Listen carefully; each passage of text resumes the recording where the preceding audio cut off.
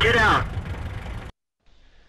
Hello tankers and tankettes, I'm going to do some more live gameplay today, and it's a bit of a risk because it's the weekend, but hey, let's give it a go anyway. So I'm going to start off with this, the KV-4, which, yeah, I haven't shown you guys too many KV-4 videos, but it is one of my most played Soviet tanks, apart from the Churchill 3. It's actually at the top of my tank list in terms of tanks played. And yeah, it's a machine that I like quite a lot. Now, unfortunately, this is not good matchmaking for me. This is tier 10 and tier 9. But it's about half tier 8s and the rest tier 9s and 10s. So it's not awful, but yeah, there's some nasty guns. And two of those tier 9s are, yeah, there's an artillery on each side. So that's always good news when you're in a slow, heavily armoured tank. Because, yeah. Those things can just one-shot you. And this is not the biggest map either. But that kind of works in my favour actually, because that makes it more likely someone's going to spot that enemy RT and take them out. Hopefully. So, I probably don't want to go to the island, not in this tank. That would seem to be not a good idea. And equally, well, there's not much going to the hill there really, is there? I'm going to regret this. Although the IS-7 is actually going that way. M1 is 3. I don't have the gun depression, and with my turret, we don't want stuff to get up there though. We'll have a look-see and possibly withdraw. Whereas someone like the T-34, for instance, that's perfectly suited, but he's actually, I don't know what he's doing. Special T-34 reasons. Usually to do with the fact that they, you know, they bought the tank and really don't know what to do with it after only 500 battles or whatever.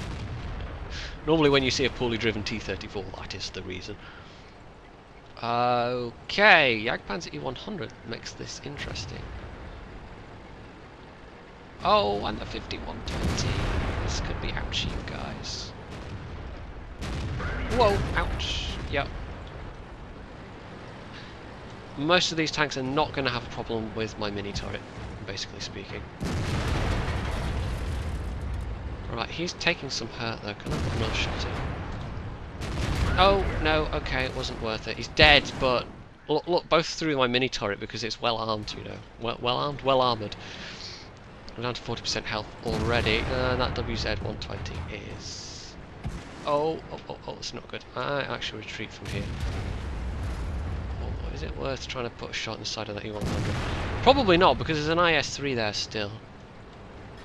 And that WZ is actually dead, so that's good news. This E100 is paying attention. Well, we're doing alright on numbers so far. Oh. Yes. Okay, pull back. I don't want to get hit in the arse, because actually there's nothing on the island. There's no friendlies even watching the island, which is not especially good. Yeah, and there's stuff shooting us from there, so I'm going to fall back actually. I don't want to press forward just yet, because there is stuff on the island. We've swept this enemy team up fairly well actually. I just realised I didn't put... There we go. I can see what tanks are what now, and you guys can see what tanks are what. Okay, they're all retreating, I think. We shall see if I can get a shot on anything from here. Bear in mind their GW Tiger is still alive and still very much packs a punch. Can I see anything? I know where the Foch is. ISU is likely to be behind their cat. I doubt they'll have stayed behind, but you never know. These Tiger 2s there are clearly professionals. Well, they're clearly something. Yes, you're camping right as far back as you can. I think it might be safe to move up now, you guys. Maybe. Right, can I shoot something without just dying horribly myself? Well, that's always nice. Oh, hello, 1390. Banzai! Oh, hello, artillery! how are you this fine day? Main problem is there's the ISU up there. And the ISU knows I'm here, so... Oh. Kind of badly need to get to it. No! I might be dead here. This may have been foolish. Yes. We've won, though. I mean, we have won. How did the IS-7 get up on the... Oh, he's not up on the hill, he's just there. Okay, yeah. Yep, they just need to mop up now. We know exactly where the ISU is. I really haven't done much damage considering that wasn't a terrible match, but that was a stupid move to go down there when I knew the ISU was probably on the hill. And yeah, I didn't play that especially smart, but hey, we won. Not really in any particular, you know, it wasn't particularly because I was being fantastic there. Let's have a quick look at the scores before we move on to the next one.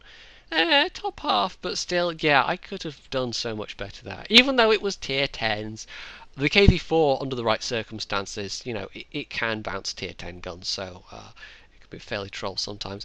Now let's go with one I don't think I've showed you guys yet, the Caernarvon. I actually have got as far as the first 20-pounder gun. I don't have any of the engines yet, which I think will make a big difference. I've still got the stock engine, so it's still kind of sluggish. But this tank is actually interesting. It's one of the few tier 8s I've played where, in its stock configuration, it isn't actually totally terrible. Because you get the Black Prince gun, and the penetration's fairly bad for a tier 8 heavy. But the rate of fire kind of makes up for it, especially once you get the second turret. It's pretty much a machine gun. Now, it's fine if you're top tier, but if you see tier 9s or tier 10s and you've still got that 17-pounder, it's kind of pants. But I had some pretty decent guns in that stock configuration. So, yeah, it wasn't awful as a stock tank, but you definitely want the 20-pounder on this thing. As much fun as machine gunning to death, you know, machine gunning lower tiers to death with the 17-pounder is, with a less than 4-second reload, you really do want the 20-pounder on this tank. It makes a lot of difference because it's otherwise just a kind of faster Black Prince without this gun. And yeah, the Black Prince is pretty decent, but this doesn't quite have the armour of the Black Prince. Although the upper front plate is fairly troll, I have to say. The lower front plate gets penned pretty easily. But all in all, it's not a bad combination of, you know, there's not a bad combination of stats, this tank. And I think it's going to get better once I've got the engines unlocked, because it's more of a fragile tank, a bit like the M103 in fact. The extra mobility makes a big difference when you're driving a fragile tank. It's when you've got a fragile slow tank, that kind of sucks. That's not a good combination. Right, what are you aiming at? There's no one to shoot here at the moment. Right, there's an M103 which is good, because he's got quite a nice gun. Presuming he's got the top gun, of course. It's kind of hard to tell visually with the L103. Unless you're really familiar with the tank, which I'm not that familiar. You know, I only drive one, I'm not that familiar with it. Oh, Comet, where are you going? We've got a couple of tanks in that middle spot there. Yeah, I would say you're spotted. And you'll notice I'm using binoculars on this thing rather than... Oh, STI. Rather than the toolbox, and I don't have... Oh, T30, why did you go and park yourself in front of me anyway? That was stupid, wasn't it? I forgot what I was going to say now, because that T30 was just bibbling. Something. Oh, toolbox, that was right. This rather than the toolbox, that's not looking good, because it's got a pretty decent view range actually. The top turret is it 400 meters? It's close. I mean, it's good. And the nature of the gun means that actually, if you can keep them at a distance, if you can spot them before they can spot you, then that is the best place to be. The turret is okay. I mean, look at the depression's all right, but it's no American like by any means. Right, we're not doing so well here. That STI, our STI, M103 rather, it didn't play that so smart, unfortunately. We are a few tanks down. There's a KV-3 over there.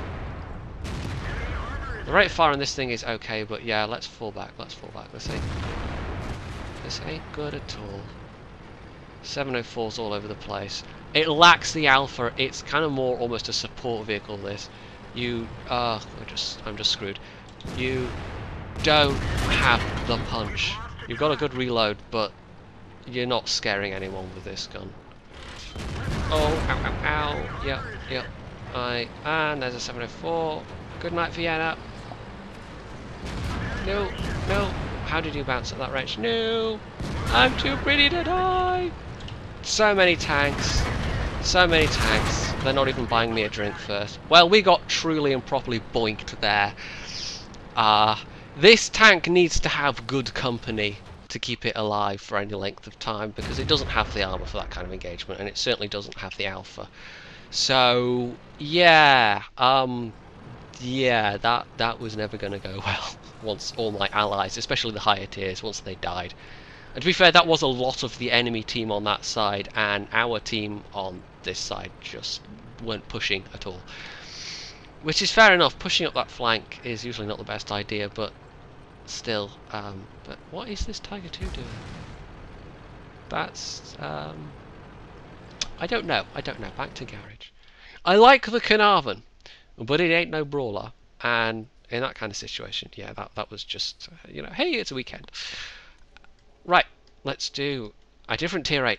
And this thing is another not very well armoured tank, but oh, okay, that's a lot of tier 9s. Half tier 8s, half tier 9s. This gun is not fantastic in the same way that the T-32's gun is not fantastic on a tier 8, because it's only got 200 pen. And if it actually had, I mean, it gets the long 88, which has the same pen pretty much, in fact a couple of millimeters more. If it had the same rate of fire as the Tiger, I would like to use the long 88 on this thing, but it doesn't, unfortunately. So yeah, it's less accurate, the rate of fire is slower, but I think the DPM is actually higher with this gun on this tank. The extra punch is useful. It's a bit like the T-32. You have a decent alpha. It's not fantastic, but it's okay. But yeah, if you could spam shots with a long 88, as you can spam shots these days with the Tiger, that would actually be a pretty good viable alternative gun choice on this tank. And I'm sure occasionally hilarious. Oh, there's someone from Moose there. That doesn't mean anything to you guys, but on Duckster, I'm on Duckster by the way. On Duckster, Moose are the bitter rivals of Cirque, because they keep outvoting us on the is it the Game of Clans thing or whatever it's called. But yeah, they keep outvoting us basically. They're all being super disciplined and voting. Oh, my mobility's not helping me much here. My armor's not helping me at all.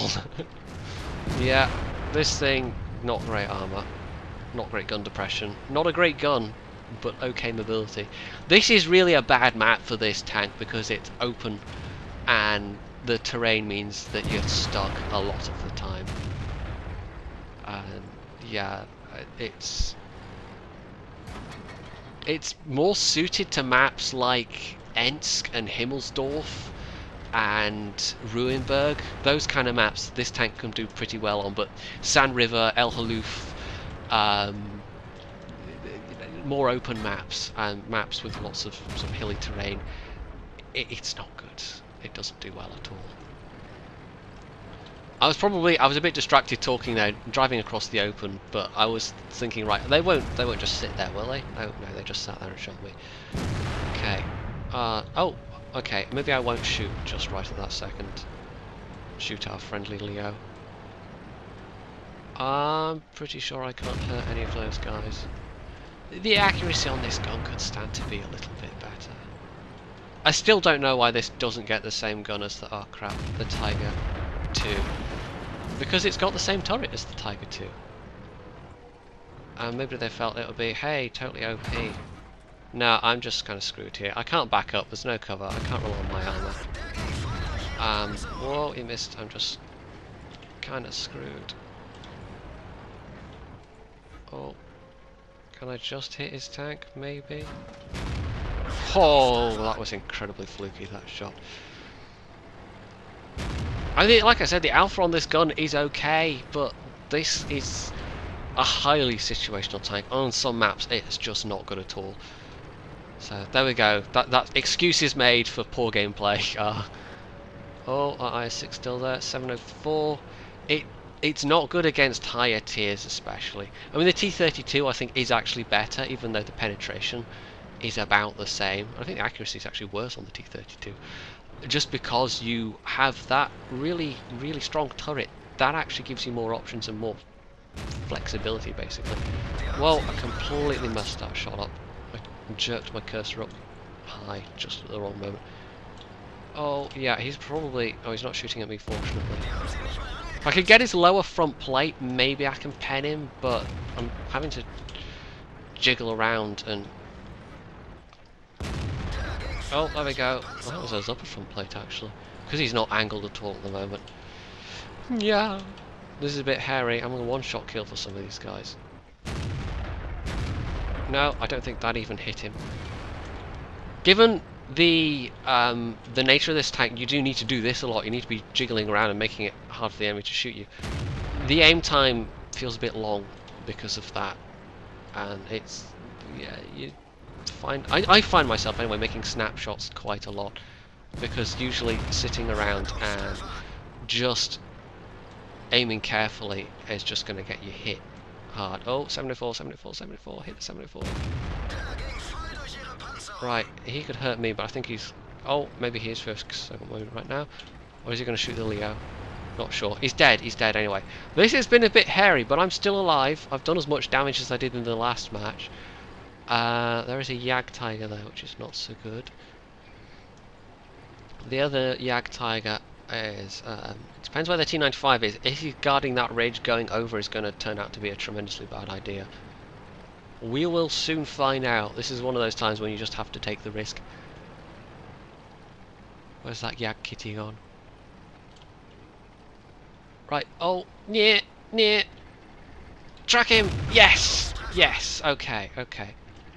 And this is the sort of situation where that mobility comes in so useful. No, someone else shoot him. Someone else. Well, so going in reverse, I'm still sort of as fast as this Yak kitty. There we go. I've got some spottings for that as well. So that was risky, but that's the kind of... In that situation, the mobility actually works really well. This kind of...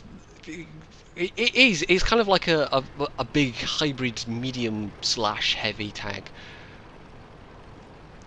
If this was a... well, good English. If this was a pure medium... well, it wouldn't work as a pure medium. I was going to say it's too big, but actually the Centurion one's quite big as well. And yeah, even in its side armor, that was a bounce. Because oh, there's a Yag kitty. Is it just superstructure? Can't see. Wow, them cat-like reflex times there. Reload. Come on. No, he's dead. Right, side of a T95. Just relax, Jedi. Just don't panic. It's all fine. It's all going to be okay. We've won. And I didn't die. Despite... Yes! Burn! Despite being stupid at the beginning. That was okay! That actually turned out a lot better than I thought it would. I had... yeah, despite myself, I've actually done pretty well in that match. Top score, even. This is, if you could stay alive and use that mobility, yeah, it's alright. But other times, it's not so good. So that's 2 wins and 1 loss. The KV-4 we won. The Caernarvon was unsurprisingly not a loss. That wasn't a particularly good team, I think. We'll just have a quick look at those scores. Nobody was doing massive... Wow, I actually had the second best score of that one. No one was doing massive amounts of damage there. Our tier 9s, he did nearly 2k damage. RT did nearly 2k, that guy did only 1k, T30, that wasn't good for a T30. M103 died without doing any damage at all. Yeah, that wasn't the best team, but hey, it's a weekend, it's random battles. I'm happy with that last one at least. I was such a pancake, and then I pulled it back in the end a bit-ish. Anyway, if you enjoyed this video, you can hit the like button, you can leave a comment, you can subscribe to my channel, and of course, as always, stay tuned for more.